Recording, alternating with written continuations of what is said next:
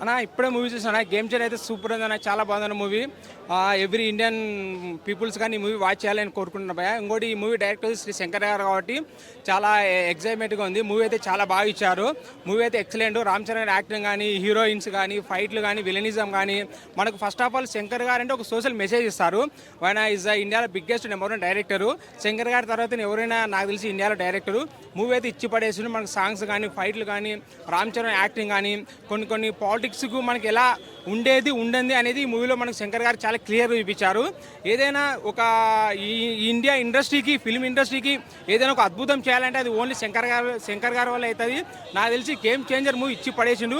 Movie అయితే చాలా బాగుంది. అందరూ చూడాలని కోరుకుంటున్నా. జై game changer.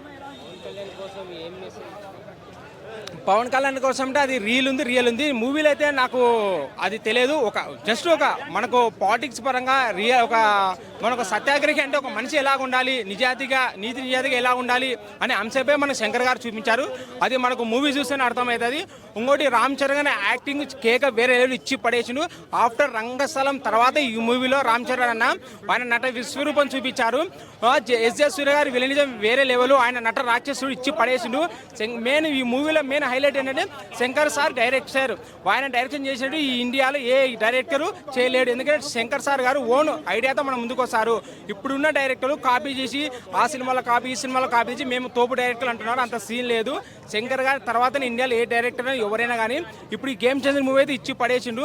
Ram Charan sir acting వేరే లెవెల్ ఇచ్చి పడేసిండు. హీరోయిన్ కానీ, విలేజిన్ కానీ, పాటలు కానీ, ఫైట్లు కానీ ఎక్కడ మనకు బోర్ కొట్టగా సినిమా అయితే సూపర్ హిట్.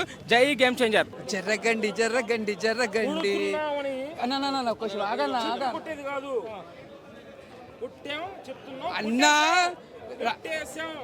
అన్నా జర్రా ఒక్క విషయం మాట్లాడొద్దండి అన్నా. ముందుగా చెప్తున్నా, మెగా ఫ్యాన్స్ అందరు, మెగాస్టార్ ఫ్యాన్స్ అందరు ఇట్లా కాలర్ దగ్గర సినిమా మాత్రం బ్లాక్ బాస్టర్. ఎక్కడ కూడా బోర్ లేకుండా మన రామ్ చరణ్ గారు నిజంగా చెప్తున్నా ఎంత సింపుల్గా చేసిన సినిమా. అసలు అలాంటి సినిమా రామ్ చరణ్ చేసినంటే ముందుగా హ్యాట్సాప్ చెప్పాలి. ఎక్కడ కూడా బోరింగ్ లేదు. ఫస్ట్ హాఫ్ అంతా ఒక ఆఫీసర్ లెక్క చేస్తారు, సెకండ్ హాఫ్ పోలీస్ ఆఫీసర్ లెక్క, థర్డ్ మళ్ళీ పొలిటికల్ లెక్క చేసిండు. సినిమా మాత్రం చాలా బాగుంది. ఎక్కడ కూడా బోరింగ్ లేదు. డ్యాన్స్ మాత్రం మిరుగా తీసిండు. డ్యాన్స్ స్టెప్స్ మాత్రం చాలా న్యాచురల్గా చేసిండు. విలన్ యాక్టింగ్ కానీ, సునీల్ గారి యాక్టింగ్ కానీ ప్రతి ఒక్కరు ఎక్కడ బోరింగ్ లేదు. సినిమా మాత్రం ఇచ్చి పడేసి శంకర్ గారు ముందుగా హ్యాట్సాప్ చెప్పాలి. దిల్ రాజు గారు happy Sankranti sir. Cinema block buster ఇచ్చినందుకు లేటెస్ట్ క్వశ్చన్ సినిమా మాత్రం బ్లాక్ బస్టర్ కొట్టింది. ఈ సినిమా మాత్రం సంక్రాంతి మంచి బెస్ట్ మూవీ అని చెప్పొచ్చు. Block buster movie, block buster. నేను 5 years నుంచి హార్డ్ వర్క్ చేస్తున్న రామ్ చరణ్ తండ్రికి తనయుడు అంటారు. కానీ సోలో మార్క్తో గేమ్ చేంజర్ ఎందుకు చూడాలంటే మన లైఫ్ చేంజ్ అయ్యే విధానంగా పాలిటిక్స్ చాలా దగ్గరగా ఉన్నాయి. అందరూ కామన్గా తీసే పాయింట్లు వేరు.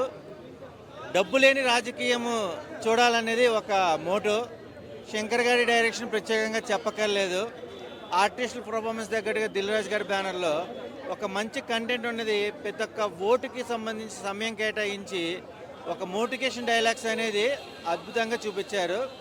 Watchable movie. All the best movie team. More like ఎండ్కి వచ్చే ట్విస్ట్ లాగా పెట్టడానికి ట్రై చేశారు కదా.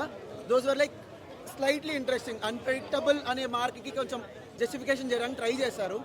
But it could have been better. But it was good. Vinay Vijay రామతో పోల్చడం ఏంటి అంటే ఎక్స్టెంట్ ఆఫ్ ఆ డ్రామాని మరీ ఎక్స్ట్రీమ్గా తీసుకెళ్ళిపోయేసరికి అలా అనిపించింది. బట్ అంత తీసుకెళ్ళకపోయినా కూడా బాగానే ఉండేది. ఓవరాల్గా సినిమా ఫస్ట్ హాఫ్ కొంచెం లాగా అనిపించింది. సెకండ్ హాఫ్ ఫాస్ట్గా అయిపోయింది. అంటే సీన్లు ఎలా ఉన్నాయంటే శంకర్ మార్క్ కనిపించింది సీన్లలో. ఒక శంకర్ మార్క్ అని డిఫైన్ చేయండి. మీరు ఏమనుకుంటున్నారు? ఓకే, సో అలాంటివన్నీ కలిపి ఒక కొత్త రాగా తీసాడు అని నాకు అనిపించింది. So it was more like that. And songs ఎలా ఉన్నాయి? ఒక సాంగ్ తీసేశారు. బట్ అదర్ సాంగ్స్ కూడా అసలు ఎందుకు పెట్టారు అన్న ఫీలింగ్ వచ్చింది. అండ్ దానికోసం 70 crores స్పెండ్ చేయడం is more like publicity stunt అనమాట. ఓకే, అంటే ఆ హెలికాప్టర్ సీన్ ఎంట్రీ అది ఎలా సినిమా మాత్రం 100% మంచిగా ఉందన్న. ఏమంటే ఇట్లా నెగిటివ్ ఇవ్వడం కరెక్ట్ కాదు. సినిమా జెన్యున్గా చెప్తున్నా నేను. యాక్చువల్గా అంటే ఏదో ఇట్లా పబ్లిక్లో ఇది చేయాలి అది అని కాదు. సినిమా సూపర్ డూపర్ ఉంది. మీరు కూడా వెళ్ళి చూడండి. ఇంకా ఇవన్నీ నెగిటివ్ రివ్యూలు అనేది అంటే పని కట్టుకొని వచ్చి మాత్రం సినిమాలు చూసి అట్లా తప్పుడు చెప్పొద్దు. శంకర్ సార్ అయితే కంబ్యాక్. ఎందుకంటే అందరూ ఇండియన్ 2 చూసిన తర్వాత ఏదో ఏదో అని అనుకున్నారు, కానీ ఒక భారతీయుడు, ఒకే ఒక్కడు, జెంటిల్మెన్ ఇట్లాంటి సినిమాని మనం ఎక్స్పెక్ట్ చేసినాము. అదైతే కరెక్ట్గా గేమ్ చేంజర్ ఉంది.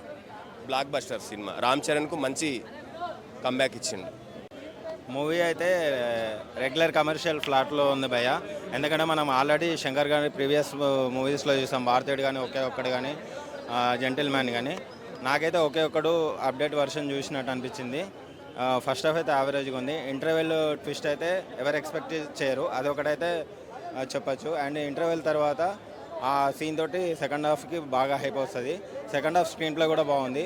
మెయిన్గా సెకండ్ హాఫ్లో ఎస్జెస్ సూర్య గారు, రామ్ చరణ్ మధ్యలో యాక్టింగ్ సీన్స్ చాలా బాగా వచ్చాయి.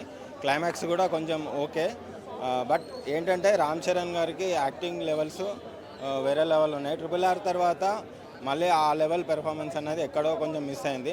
అండ్ శంకర్ గారి మార్కు ఒక ఓన్లీ పాటలలోనే అంత గ్రాండియర్గా ఉంది తప్ప మళ్ళీ మనం ఏదో రెగ్యులర్ కమర్షియల్ ఫ్లాట్ మూవీ చూసినట్టు అనిపించింది. ఇంకొంచెం బెటర్మెంట్గా ఉంటే బాగుండేది. సెకండ్ హాఫ్ అయితే ఫస్ట్ హాఫ్ కంటే చాలా బాగుంది. లవ్ సీన్స్ అంతా అయితే వర్కౌట్ కావలేదు.